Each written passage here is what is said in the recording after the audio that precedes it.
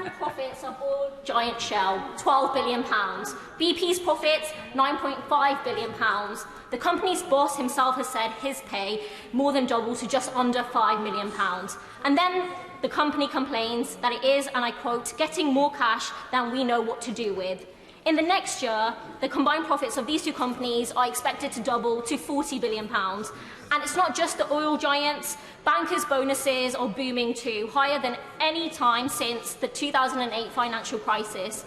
Posh bars in the city say that they've had a run on their most expensive champagne. So while the vast majority are struggling like never before, the wealthy few are indeed raking it in.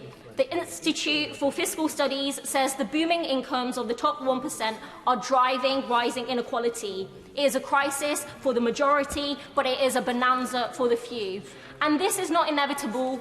This crisis was made in Downing Street, the result of political choices made by this Tory government. Last year, it let Shell pay zero tax on North Sea oil and gas production, with the Treasury actually paying them £92 million.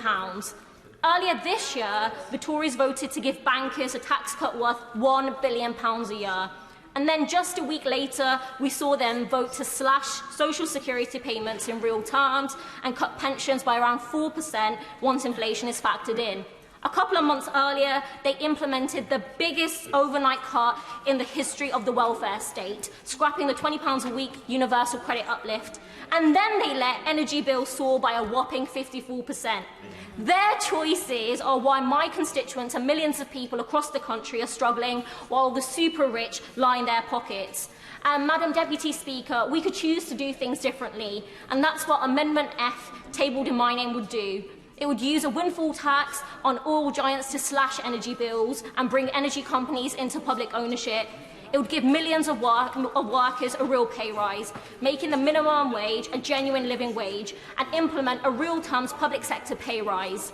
It would rebuild the social security safety net with a real terms increase in social security and pensions, including restoring the £20 a week universal credit uplift. And it would pay this by raising taxes on the richest, not ordinary workers, including an end to tax-dodging loopholes members opposite are so fond of, including the non-dom status. Madam Deputy Speaker, instead of the political choice to squeeze the livelihoods of working people, we could squeeze the profits of the rich. And that's what this amendment will do, and I urge members to back it. Thank you.